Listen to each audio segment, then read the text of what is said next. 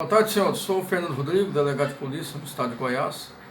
O tema dessa semana que nós vamos explorar em nosso vídeo, nosso canal, vai ser a respeito se é possível aplicar o princípio da insignificância no crime de porte ilegal de munição. Antes de iniciar esse vídeo, peço aos senhores que se inscrevam em nosso canal. Estamos abertos também à crítica, caso queiram fazer algum comentário, alguma pergunta, estamos abertos, desde que sejam críticas pertinentes ao assunto que vai ser tratado, sem caráter ofensivo. Então, vamos explorar esse importante tema, que ele tem sua relevância não só no meio acadêmico, mas também na vida prática, profissional. Então vamos começar com a seguinte casuística. Suponhamos que o sujeito seja preso em flagrante delito por crime de posse ilegal de munição e no mesmo contexto fático ele seja apreendido com 30 gramas de crack, mais uma balança de precisão e papel em sulfilme destinado a preparar drogas para o comércio. Nesse caso, seria possível aplicar o princípio da insignificância no crime de posse ou porte ilegal de munição? Então, antes de responder essa pergunta, vamos primeiro para a tipificação. No caso que eu narrei, quais são os crimes? Há algum crime? Se houver, quais são? Os senhores sabem fazer a correta tipificação? No meu entendimento, o caso que eu narrei, há dois crimes. Há um crime de posse ilegal de arma de fogo e de munição, tipificado no artigo 12 do Estatuto dos Armamentos, e o crime de tráfico de drogas, tipificado no artigo 33 caput da Lei 11.343. Ou seja, mesmo a posse apenas da munição, ela caracteriza o crime de posse ilegal de munição. Uma vez que o caso que eu narrei, o agente foi preso em flagrante em sua residência. Ou seja, na residência dele havia a posse de apenas uma munição calibre 32. E há o crime de tráfico de drogas porque é em conteste a finalidade de mercância. Ou seja, além do crack ser uma substância de alto poder, nocivo para a saúde humana, foi apreendido até uma quantidade razoável de 30 gramas, foi apreendido uma balança de precisão destinada à pesagem da droga para fins de comércio, e também um papel em sulfilme que é usado pelo traficante para embalar as drogas para a venda. Então, superado esses dois primeiros tópicos da casuística e a tipificação, vamos para o nosso terceiro tópico, os vetores. Segundo o entendimento do STF, no julgado no habeas corpus 114.723, relator ministro Teori Zavascki, segunda turma, julgado em 26 de agosto de 2014, são 4 vetores para aplicação do princípio da insignificância. Isso o candidato ele não pode esquecer. Numa prova discursiva, ele sempre deve, se for abordado alguma questão que fale do princípio da insignificância, ele deve sempre abordar esses 4 vetores para que sua pontuação seja elevada. Ou seja, quais são os 4 vetores? O primeiro, a mínima ofensividade da conduta do agente. Segundo, a ausência de periculosidade social da ação. Terceiro, reduzido grau de reprovabilidade do comportamento. E quarto, a inexpressividade da lesão jurídica provocada. Então vamos agora para o quarto tópico. No caso em exame, que é a insignificância, é possível aplicar a insignificância? Entendo que no caso que nós narramos, não é possível aplicar o princípio da insignificância, porque o crime de posse ou porte ilegal de arma de fogo ou de munição é crime de perigo abstrato, ou seja, ele protege o bem jurídico que é tutelado pela norma penal, não é a integridade física da vítima, mas sim a incolumidade pública, ou seja, a paz pública, a segurança social. Então, por esse entendimento, já afasta a aplicação do princípio da significância. Então, ainda que haja apreensão da munição que esteja desacompanhada da arma de fogo capaz de deflagrada, ainda assim há o crime. Então é importante saber esse entendimento. E no caso de exame, como no mesmo contexto fático o agente foi preso por tráfico de drogas, então há um elevado grau de reprovabilidade da conduta, que afasta também o princípio da insignificância. Ou seja, um elevado grau de periculosidade social da ação. Ou seja, não há dois requisitos.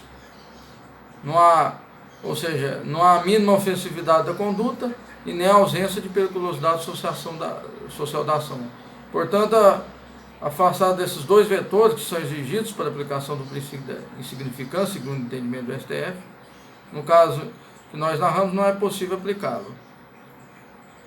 E qual a natureza jurídica da insignificância? Ela afasta, é uma causa excludente da própria tipicidade material, diante da lesão irrelevante ao bem jurídico tutelado pela norma penal.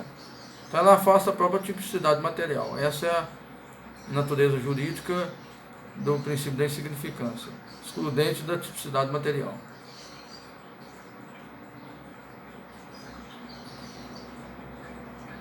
Então o STJ também já entendeu também que no julgado, no AGRG do RESP 169, 5811, São Paulo, ministro João Otávio de Noronha, 5ª turma, julgado em 14/9/2021. Nesse julgado, o STJ entendeu que se o crime de posse ou porte ilegal de munição for praticado no mesmo contexto fático, em relação ao crime de tráfico de droga, é afastado o princípio da insignificância, diante do elevado grau de periculosidade da ação e também por não haver a mínima ofensividade da conduta. Isso aí foi um entendimento recente do STJ. Então, portanto, segundo esses julgados, se o crime de posse ou porte ilegal de munição for praticado no mesmo contexto fático, em relação ao crime de tráfico de drogas, é afastado da insignificância. Então, vamos para o 5º tópico, exceções. Então, em regra, não podemos aplicar a insignificância em crime de posse ou porte ilegal de munição. E quais são as exceções? Tanto o STJ como o STF já, em alguns julgados, eles reconheceram o princípio da insignificância em caso de porte de munição desacompanhado de arma de fogo, capaz de deflagrá-la. São casos isolados, mas que já foram julgados e admitidos pelo STJ e STF. Exemplos.